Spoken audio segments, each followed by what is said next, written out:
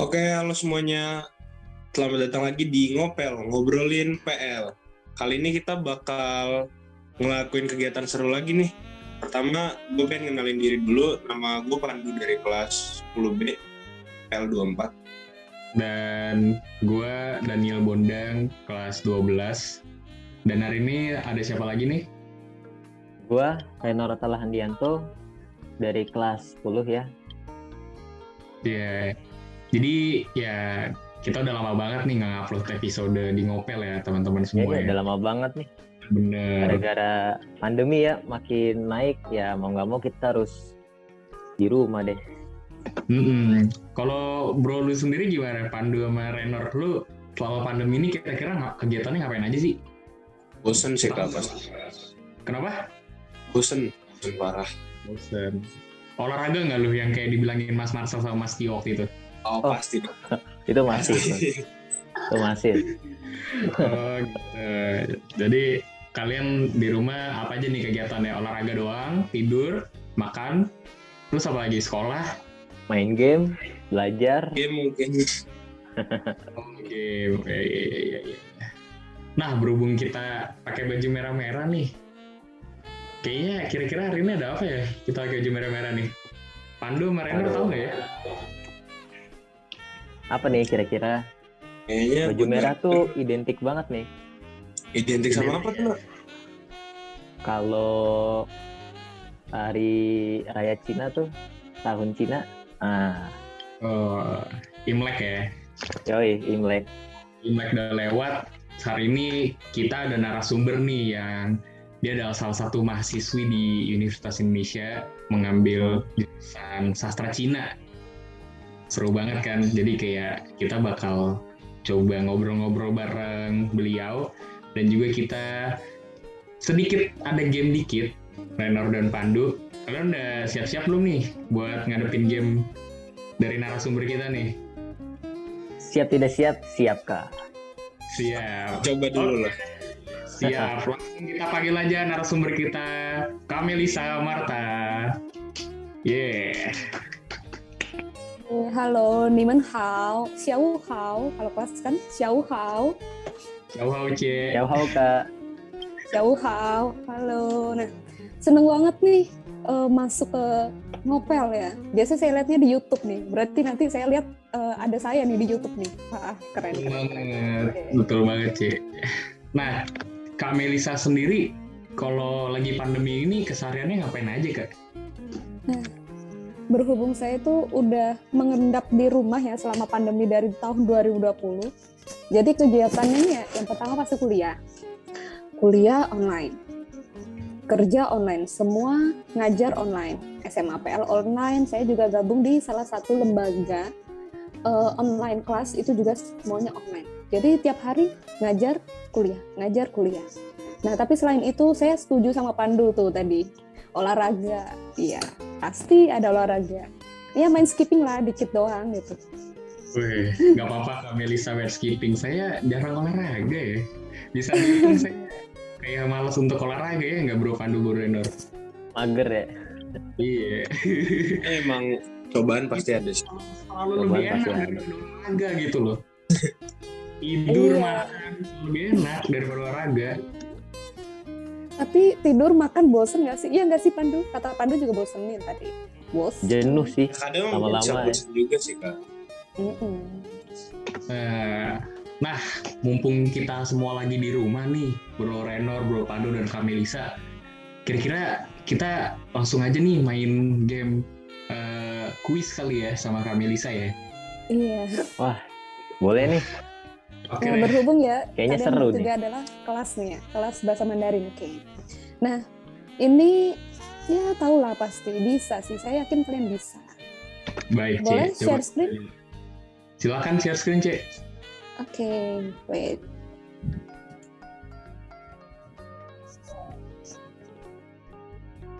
Apa nih Daniel? Ni jiao Coba, shen Cik. mingzi. Jawabannya Wochao Daniel. wo jiao Nina? Daniel. Oh, wo jiao Melisa. Coba saya pindah ke Pandu. Pandu ni jiao shen mingzi. Wocao Pandu. Renor? 你叫什么名字？ Ngocai. Rainor. Wojiao Renor. Oke, Han Hao. Lulus nih 3 orang nih. Iya. Jawabannya Kok Wojiao. deg-degan ya? Kok deg-degan ya? Coba. Kita kayak abis kelas ya. Ini Daniel abis kelas lagi nih. Iya nih. Ini artinya nama kamu siapa? Namaku Daniel. Namaku Pandu. Nah, betul tadi jawabannya. Yang kedua. Nah, masih ingat nggak ya? Sencai Shinchichi. Coba saya ke Renor dulu. Sencai Shinchichi. Apa nih Renor jawabannya? Shancai Sing Jisan. Kita tampung dulu. Pandu? Kayaknya saya setuju aja sama jawaban Rainer. Idem ya, Faktor apa idem ini? ya. Oke. Daniel, Sencai Shinchichi. Jujur saya lupa Kak. Oke, jawabannya adalah Sencai Shinchisan, Han Hao, Renor, Fei Chang Hao. Oke, bagus. Waduh, bener nih. Emang itu Iya. tanya soal Hoki apa sih banget Kak? nih. Tanya soal apa sih Kak? Saya lupa deh. Sencai Shinchichi, hari ini hari apa? Sencai Shinchisan, hari ini hari Rabu. Betul, Renor. Betul. Saya ingatnya cuman Sing Cicinya doang. Shancainya lupa. Oke, untuk pertanyaan kedua agak ini ya, agak sulit sedikit. Coba pertanyaan ketiga. Pertanyaan ketiga saya mau Pandu yang jawab. Coba Pandu. Sencai jiye ji hao. Itu kayaknya nanyain bulan ya Kak? Iya betul. Bulan, tanggal. Wis. Berarti harusnya Xiancai San Ye Erhao. Sanye Erhao. Coba saya lihat kalender dulu tanggal berapa ya? Sanye Erhao. 3. Oke. Tanggal 3, tanggal 2 Daniel. Oh tanggal 2 ya? Sencai Sanye Erhao, coba kita lihat. Han Hao, Sencai Sanye Erhao. Kan? Saya yakin ini host di Ngopel ini anak-anak berprestasi soalnya. Jadi ya cincai lah. Saya kayak udah ketuaan Kak belajar bahasa Mandarin Kak? Iya ini materinya Daniel tahun lalu ya Daniel ya? Iya udah berapa tahun lalu saya belajar ini kan? Tahun lalu, oke. Coba ini. Coba saya ke Ini Daniel. minuman favorit saya. Ini Apa nih, minuman Daniel? favorit saya. Jujur sekali. Bobo dengan cola, kele. Kele, Han Hao, kele. Wede, iyalah udah jarang olahraga, sering makan, tidur, minumnya cola lagi. Iya. Sehat banget. Aduh. Gak boleh ditiru ya. Iya. Oke, coba next. Renor, inget nggak nih? Ini nih kalau di bahasa Indonesia sih mirip ini. Bacaannya itu kalau nggak salah kenteci. Bener Kak? Kenteci, Wah, Han Hao. bener. Wah bener. Ini merendah untuk meroket ya sebenarnya. Bener Emang banget bisa. nih. Renor merendah untuk meroket emang. Oke. Kenteci. Coba saya ke Pandu. Pandu mah? Wis, minuman anak-anak elit nih biasanya dulu nih. Anak elit. Iya, anak hits nih. Apa nih? Starbucks itu Singpake Kak. Singpake, Han Hao. Hebat nih, ini nggak ada yang salah. Berarti ini 100 kan ya kemarin kuisnya ya? 100 dong. 100 dong. Iya, oke. Coba. Cesu Cainali. Di mana nih? Ini jalan Asia Afrika Bandung. Betul. Apa tuh Daniel? Bener kan? One Long nggak? Wan Long. Oke, Han Hao. Wan Long, Bandung. Cesu Cainali. Renor? Nah, di mana di Renor? Wah, ini dia mimpi saya. Ini ada di Zhongguo. Zhongguo, Han Hao. Bagus. Zhongguo, Cina. Nor, Chungkuo itu negara Cina atau tembok Cina, Nor? Iya. Nah, Zhongguo itu negara Cina. Oh, Iya. tadi kan di gambarnya tembok Cina. Nah, itu identiknya itu. Oh, Identik gitu. ya. Iya. Cesu Cainali ini di mana nih? Pandu. Nggak asing ya ini ya? Enggak, ini kayak deket rumah saya nih Kak. Kenal banget tuh ya. Gak kenal banget ya? Halim ya. Macet-macet juga sama. Ini mah Jakarta Kak, ya Jakarta. Yachiata. Anhao, Jakarta. Yachiata. Zaijian. Nah, kalau Zaijian jawabannya apa nih, Daniel? Cai-Chen, sampai jumpa Cai-Chen. Zaijian. Oh Oke. iya, bisa kelihatannya tuh lama loh. Lama. Jadi ternyata sejam. Betul banget. Kalau udah Kebalikannya. bisa, cincai lah ya. Oke. Iya, cintai banget sih. Nah, Cek, kan tadi kita udah sedikit main game nih soal ya sebenarnya kita udah belajar juga sih di kelas ya, kelas bahasa Mandarin di SMA PL kita ada kelas bahasa asing, salah satunya ada bahasa Mandarin ya. Nah, salah satunya itu siswanya ada saya sendiri, Daniel Bondan, terus ada Renor dan juga Pandu. Nah, Cek, banyak orang yang mungkin bertanya-tanya dan mungkin saya sendiri juga bertanya nih, Cek. Cek sendiri kan mengambil jurusannya itu sastra Cina. Dari sastra Cina sendiri, sebenarnya cita-cita awal Miss Melisa mengambil sastra Cina tuh gimana tuh? Kalau bisa diceritakan, Kak. Oh, oke. Ini sebenarnya cerita yang agak panjang ya. Yang pertama, sebelum ambil sastra Cina pasti saya kenapa sih tertarik sama Mandarin gitu. Nah, sebenarnya saya tertarik sama Mandarin itu sejak SMP. Pas SMP ada deh pelajaran Mandarin baru banget. Dulu kan masih jarang ya. Nah, kok aneh gitu. Kok lucu aja itu. Naik turun gitu. Terus pelafalannya juga aneh, ada pepe, mefe, tete gitu kan. Nah, pas itu iseng aja saya ikut lomba di tingkat kota. Saya kan di Lamongan ya, jadi ke tingkat kota Lamongan. Dan kebetulan ya, saya juara 1 di situ. Pidato bahasa Mandarin. Jadinya mulai dari situ, wah, suka nih sama bahasa Mandarin. Makanya pas SMA, kemudian masuk kuliah, mau deh sastra Cina. Coba deh sastra Cina paling tua di Indonesia. Paling bagus lah di Indonesia. Di UI. Coba aja tuh SNMPTN.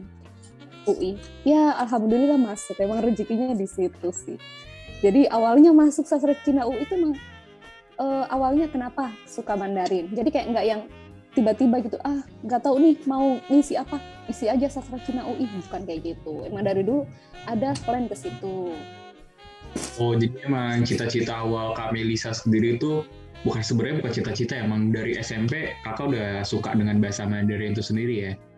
Gitu. Betul. Sip. Kalau dari Bro Renor atau Bro Pandu sendiri gimana deh?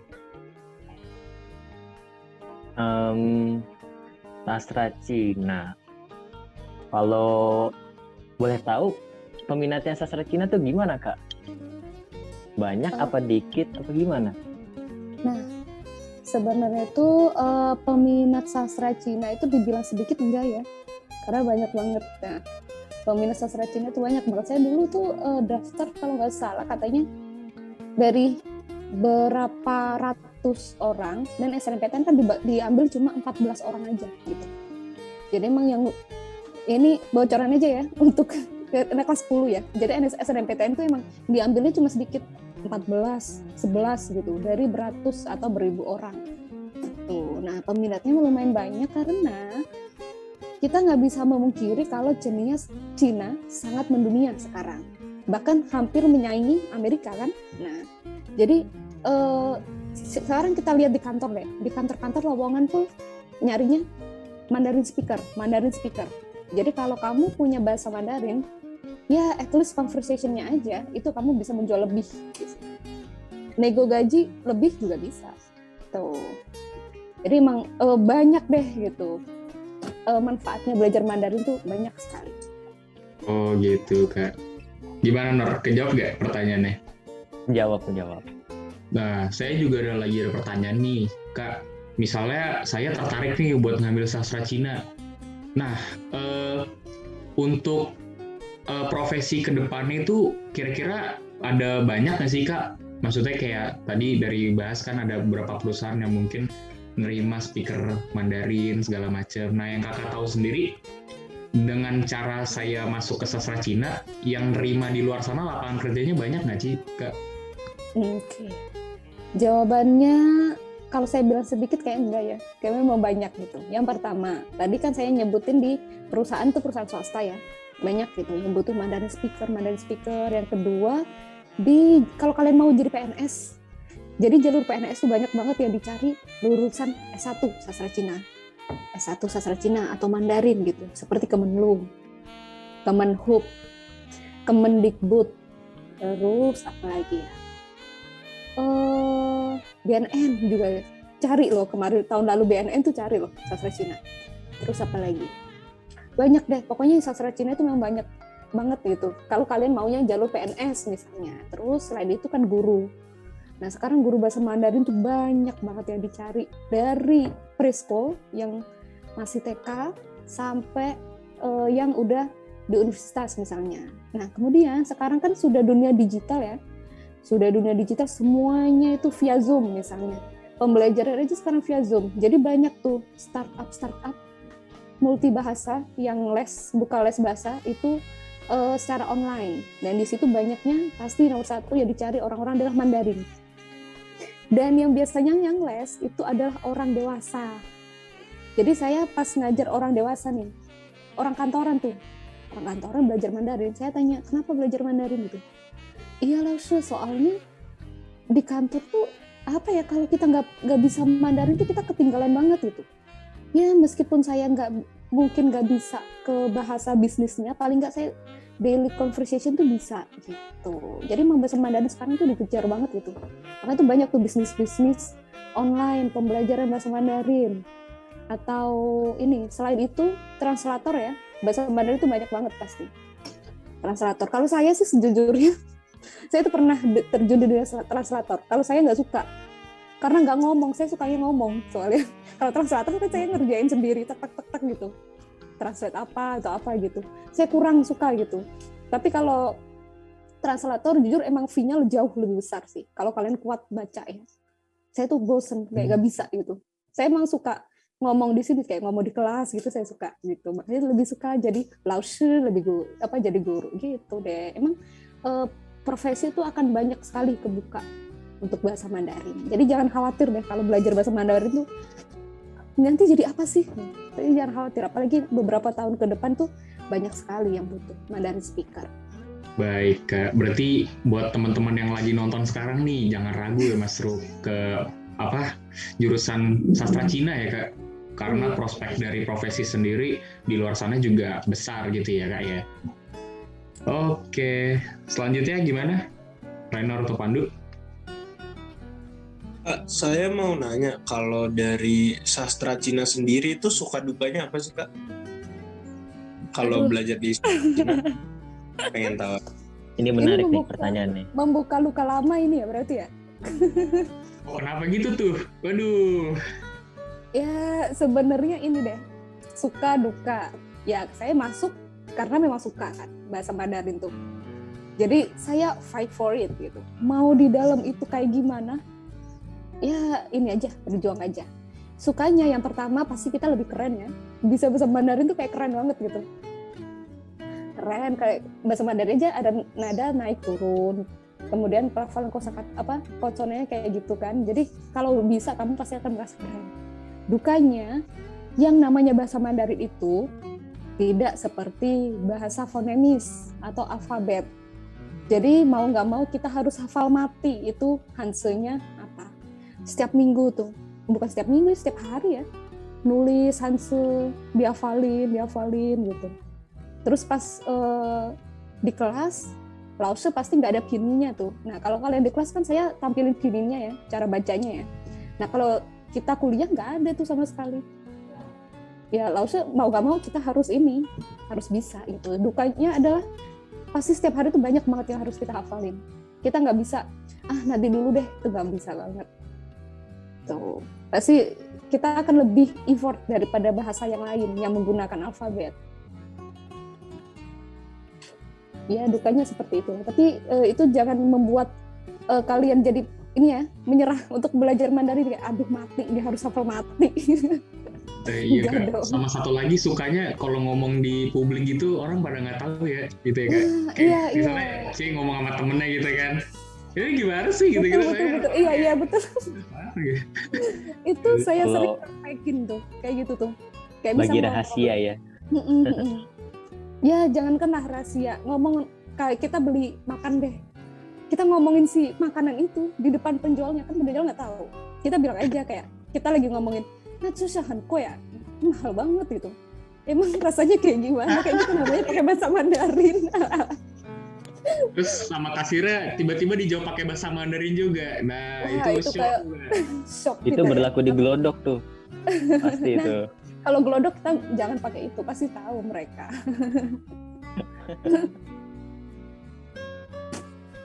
Selanjutnya gimana, Renor? Pandu? Berarti bisa dibilang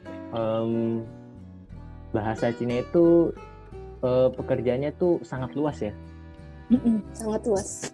Apalagi dengan kondisi seperti sekarang ini. Iya, betul-betul. Jadi kalau bahasa Cina tuh sebenarnya tidak melulu jadi guru atau dosen gitu loh. Banyak banget yang bisa kalian explore. Teman saya tuh ada di Kemenlu ada. Terus di mana ya, di kantor-kantor tuh banyak banget ya. Kantor-kantor swasta di Jakarta itu banyak banget. Terus ada yang senior saya ada jadi dosen. Kalau mungkin, nah ada program Kemendikbud kalau jadi guru bahasa Indonesia di Cina. Itu teman saya kemarin sounding ke saya kayak gitu sih. Jadi kalau mau jadi guru bahasa di Cina itu bisa banget tuh. Jadi emang bisa bahasa Mandarin tuh kamu tuh bisa membuka beberapa hal gitu. Beberapa pekerjaan tuh juga bisa. Ya. Oke, gimana Renor Pandu? Ya, Udah setuju. cukup paham ya mengenai bahasa Cina dan sastra Tapi- Cina dan profesi. Kayaknya kalau misalkan kita pun nggak mau ngambil sastra Cina, untuk perbekalan diri kita sendiri belajar bahasa Mandarin punya banyak manfaat juga sih. Iya betul sekali. Dudu. Setuju. Contohnya kayak apa, Du? Ya kayak ya secara umum aja kita bisa biasa ngomong kayak di kelas kita speaking sama Lawson, nanti begitu di luar kita ketemu orang misalnya ada yang ngomongin kita bahasa Mandarin, oh tahu ya udah gitu aja. Tahu bisa. Ya, berarti ya seru juga ya ngulik-ngulik soal sastra Cina nih sama Kak Melisa Marta sendiri. Nah, Kak Melisa sendiri kira-kira ada kata-kata nggak sih untuk teman-teman yang sedang nonton nih, yang mungkin mau ngambil sastra Cina atau sedang berjuang lagi belajar sastra Cina? Kira-kira pesan-pesan semangatnya gimana nih Kak buat teman-teman kita ini Kak? Untuk teman-teman yang sedang belajar bahasa Mandarin ya, sedang belajar bahasa Mandarin atau sastra Cina. Oke, yang pertama pasti I know itu nggak mudah. Yang pertama itu tidak mudah. Itu susah banget. Tapi kita harus berjuang gitu loh sampai selesai. Kalau kuliah berjuang aja sampai lulus deh, sampai kamu mendapatkan gelar sarjana atau magister dengan gelar sastra Cinanya itu. Karena kalau kalian nggak selesai, itu sayang banget gitu.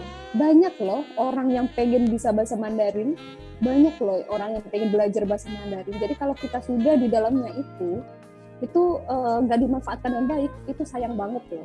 Sedangkan bahasa Mandarin manfaatnya banyak sekali gitu. Jadi kayak contohnya misalnya kalian nih di kelas bahasa Mandarin ya ikut kelas aja, ngumpulin tugas aja gitu misalnya.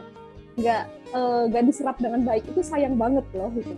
Itu akan jadi bekal dasar untuk kalian ke depannya gitu. Baik Kak Melisa, terima kasih banyak. Oh iya, sama saya mau nanya, dari kakak 0 sampai bisa ngomong bahasa Mandarin secara lancar gitu, itu membutuhkan berapa lama kira-kira Kak?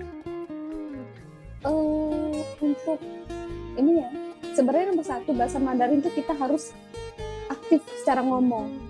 Kalau kita diam, misalnya baca dalam hati deh, kan ada ya kayak gitu, kita baca dalam hati, itu pasti nggak bisa, karena mulut kita itu disetting sebagai orang Indonesia. Ketika melafalkan bahasa Mandarin dengan diam aja, itu pasti tidak terlatih mulut kita. Jadi kita harus sering gitu, sering baca, dan baca dengan suara yang bersuara maksudnya, bukan yang diam. Itu akan lama-lama juga bisa. Terus dengerin audio, itu penting banget. Kalau dalam bahasa Mandarin itu ada namanya Qingshuo. Kalau kamu bisa mendengarkan, kamu pasti bisa berbicara. Jadi kalau kita sering mendengar dan kita ucapkan, itu lama-lama terbiasa dan itu juga membantu loh speaking kita dalam bahasa Mandarin. Yang pertama pasti kita kan lebih pede ya, lebih pede. Yang kedua pasti pelafalan juga pasti lebih piaocun, maksudnya lebih tepat gitu.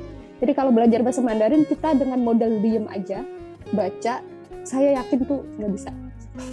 Kita tuh sangat dituntut untuk sering berbicara gitu, speaking. Sure. Siap. Sama kalau bahasa Mandarin tuh mereka ada level-levelan gitu nggak sih Kak? Kalau misalkan bahasa Inggris kan saya ada levelnya tuh, ya kan? Kalau bahasa Mandarin gimana tuh Kak? Ada level-levelnya gitu? Nah, kalau dalam bahasa Mandarin itu levelnya bisa kita ukur dengan HSK. Hanyi Shuiping Kaoshi. Kalau HSK itu tes untuk mengukur kemampuan bahasa Mandarin. Yang pertama HSK 1. Kalau kalian menurut saya sudah HSK 2 sih. Karena kalian gampang ya kalau diajar ya. Menurut saya gampang banget diajarin, menurut saya udah HSK 2 lah. HSK 1 itu paling dasar. Kayak mama, papa, gitu itu ya dasar banget. HSK 2 di atasnya itu, HSK 3 sudah masuk ke tata bahasa, jadi kita sudah mengerti tata bahasa. HSK 4, 5, 6. Nah, jadi ada 6 level nih tuh dalam bahasa Mandarin. Biasanya yang menjual HSK 4 ke atas kalau untuk bekerja. Oh, kalau Kak Melisa sendiri nyampe level mana Kak? Nah, kalau saya 5 nih, belum sampai 6 nih. Waduh, Kalau 6 tuh sudah sampai. Udah hampir pro lah Kak. Maksudnya kalau diajakin ngobrol pakai bahasa Mandarin tuh udah cukup lancar, ya nggak sih Nordu? Iya, alhamdulillah. Yoi. Mantap. Oke deh, mungkin cukup di sini aja nih untuk episode 3 pada kali ini. Untuk teman-teman yang sedang nonton, terima kasih banyak udah menyaksikan video Ngopel episode 3 ini. Dan terima kasih banyak nih untuk Kak Melisa Martai, salah satu mahasiswi dari UI ya, yang mengambil sastra Cina. Kita bisa sharing juga soal kehidupan sebagai siswa di sastra Cina. Dan tadi kita juga ada sempat game bersama Kak Melisa, dan ya emang kita bertiga nih sebenarnya kelasnya Kak Melisa juga ya, kita muridnya Kak Melisa juga ya. Gitu. Oke deh, bagi teman-teman yang suka episode Ngopel pada kali ini, bisa diklik tombol like-nya, dan juga bisa di-like, komen di YouTube, atau mau DM di ngopel_Jakarta juga bisa. Cek langsung Instagram kita dan YouTube kita. Oke, akhir kata Renor atau Pandu?